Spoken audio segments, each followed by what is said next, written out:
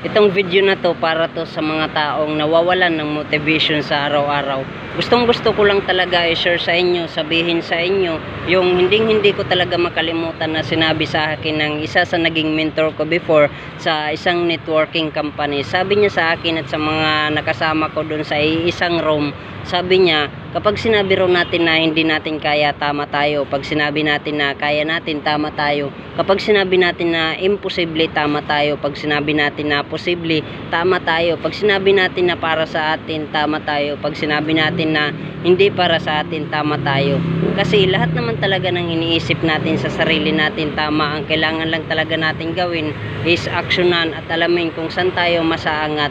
Mas mabuti nang sumubok tayo ng sumubok, magkamali tayo ng magkamali, kasi dyan natin marirealize kung ano ba talaga yung mga mali na ginagawa natin sa sarili natin, sa buhay natin, para maabot natin yung mga pangarap natin. Kaya subok lang tayo ng subok, huwag tayong susuko, magkamali lang tayo ng magkamali, kasi dyan tayo mas magiging matatag at malalaman natin kung ano ba talaga yung mga kailangan natin gawin para mas makuha na agad natin ng mas maaga yung mga goals natin sa buhay. So yun lang.